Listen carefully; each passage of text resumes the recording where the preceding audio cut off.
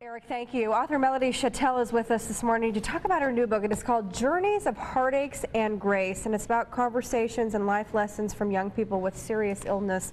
And we surely appreciate you being with us this morning. Catherine. This is a pretty serious topic and pretty emotional topic as well when you're talking about kids who have terminal illnesses. So it is. How did you get through this book? Because that, as I said, can be emotional. It stemmed from my own research, getting my PhD, which actually came from a personal story. My mother and grandmother died 12 days apart. My mother had journeyed with cancer for 17 years. We expected her death, and on the exact day we went to tell her mother that my mother was not going to make it, my grandmother looked at me, very alert at age 95, great shape, and said, "I don't want to be here to see one of my girls die," and she died that evening. So it came out of my own personal journey, and I became interested in the notion of what's it like to lose a child at any age. Sure. And you talk to children who were terminally ill. Tell us about that. It was a privilege and a blessing, and I learned so much. I interviewed 13 young people, ages 6 to 20.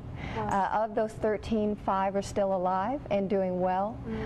The others knew that their deaths were soon to follow. They took those in courageous ways.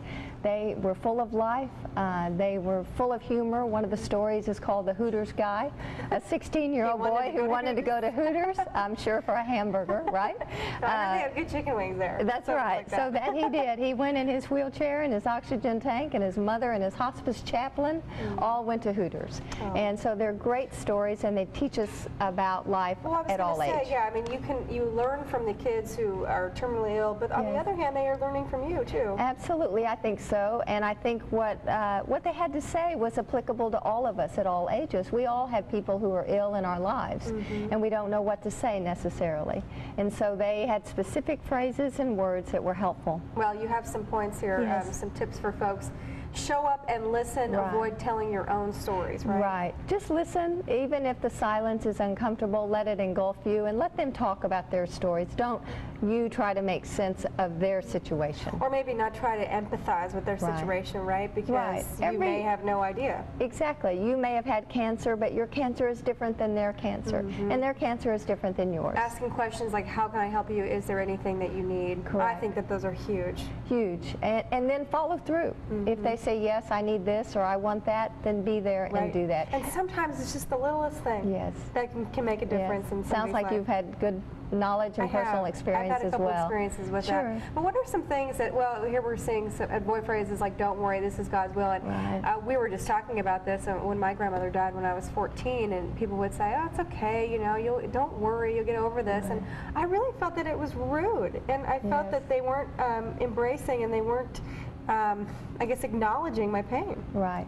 I think you're right. And the young people, some people do believe it's God's will. One of the young persons I interviewed, age 12, felt like he was chosen and had a legacy to leave in his short 12 years of age.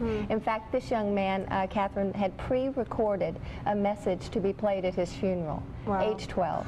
But not everybody believes that, and so let them dictate to you your cues. All right, well, if you'd like to read more, her book is called Journeys of Heartache and Grace, Conversations and Life Lessons from Young People with Serious Illness. And also, you have a website you wanted to tell people about? I do. I appreciate your having me today, and if people are interested in the book, it is just released.